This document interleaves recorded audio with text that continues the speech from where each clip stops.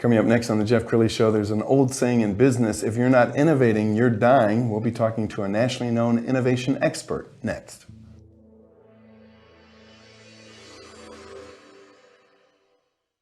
Many are predicting that the worst is yet to come, which is unfortunate, said one person here.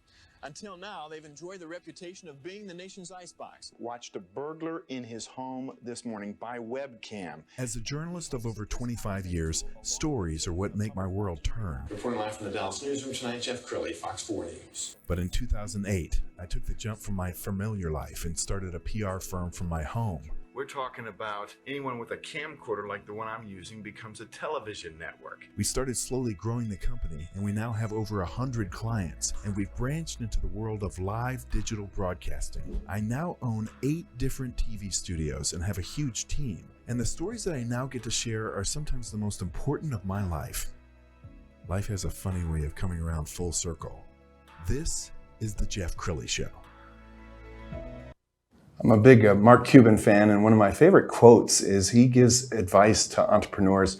Wake up every morning and ask yourself the question, how would I beat me? Think about that. You probably know the weak spots of your organization and your competition doesn't. Shore up those weak spots. And that means you have to be constantly innovating. To talk about that, an innovation expert, Julie Austin. She's with the Creative Innovation Group. Thanks for coming on the show. Thank you very much. Awesome. Well, I want to first explain what you're wearing on your wrists here. What are those?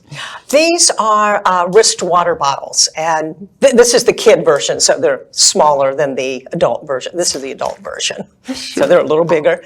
But you fill them up with 11 ounces of water or sports drink or whatever you want. Adult beverages. I do sell in the alcohol industry too. And you can also freeze them so they'll lower your body temperature out in this heat. That's amazing. And you just said, It's very simple. That's amazing. How many years ago did you come up with that? It was quite a few years ago when I came down to Austin to visit my dad, and it was the middle of the summer, kind of, the peak of the heat, and I didn't bring water when I went out for a run, and I passed out from dehydration, and luckily people in Texas are friendly, and someone picked me up and took me to the hospital, and I was sitting there thinking, well, it was kind of dumb, but I didn't have anywhere to carry water. And I thought, where can you carry water that's hands-free on the body, like maybe on your wrist? And I looked around to see if anybody had ever done it.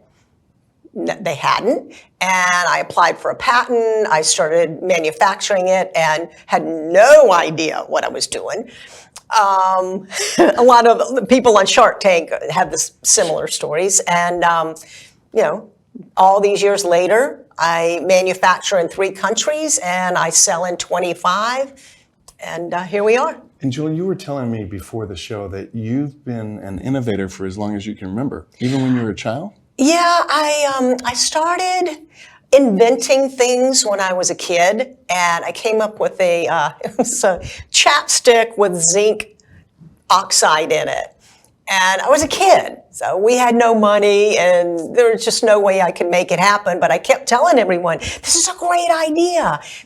And it never got off the ground until someone did it one day, and it made a lot of money. Sure. And that's why I tell people, if you have a great idea, you better act on it, because eventually someone will come up with that idea. Well, she's also a best-selling author and speaker. We're going to pull up her website, because as we scroll down her website, I want you to just see, you literally speak all over the globe. And innovation, I can't think of a hotter topic right now. Yeah, I mean, you have to innovate to stay, like you said, to stay ahead of your competition. Yes. I want to talk a little bit about your book. What year did you write Surviving Disruption? That was written 2 years ago. 2 years ago. And I came up with this idea because obviously we were disrupted in a big, big way with COVID. And but there are many, many, many ways that things can disrupt your business. I mean, I have a whole list of them and things that you wouldn't even think about. And that's why I'm trying to get people to think ahead of the curve about what can possibly disrupt your business and how to, what to do about it. Absolutely. I want to put the book cover full screen so people can take a look at this. The full name is Surviving Disruption, 12 Unique Innovative Strategies to Create Your Ultimate Competitive Advantage. What companies do you admire that are constantly innovating? Well, I mean, obviously Google and, companies like that. Well, Google and 3M are known for giving their employees time on the job to come up with new ideas. Doesn't even have to be for that business. It could be your own. But, and then I did a big event for Procter & Gamble. I think they are extremely innovative. And it was for all of their women engineers. And I think women engineers and scientists, did you know that fewer than 4% of women in the world are single patent holders? No kidding. Well, I think your topic is so timely. Everybody's going gaga over ChatGPT right now. It completely just disrupted, countless industries. I mean, and we'll continue to do that. Right. If I was a professional blogger who made my living blogging for other people, suddenly ChatGPT made you extinct overnight. So, what's your advice to companies that one, haven't booked you to speak, haven't read your book? What are some things that they should be doing right now? Well, I mean, the one thing is to just constantly, well, I would say changing your culture. And because I'm surprised that a lot of people think innovation is very serious and, it's Steve Jobs and, the button down, Right. It's not. It's fun. It should be fun or people are not going to do it. Yeah. And I think having a culture in your company where you allow people to fail. Mm-hmm. And people do not like to fail and they don't want to lose their jobs. But if you take that out and let them come up, and everybody in the whole company, so you can get ideas from a janitor, right, from someone who's answering the phone. These people are on the front line and they know as well as you do what's going on and what customers want. And I think that's a really good advice, that you're empowering your employees to feel permission to say, hey, right, I think we could streamline my job if we did X, Y, and Z.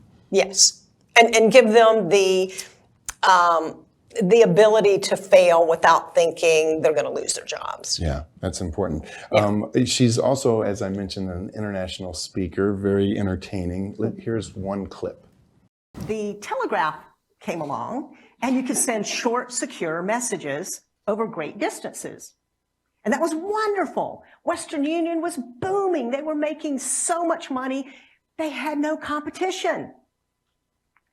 Until the phone came along. And the funny thing is, Alexander Graham Bell went to Western Union to see if they would buy the patent on the phone. And they turned it down. He said, why would anyone want to talk to anyone? We can send a message. As I just said that, I'm realizing we're regressing.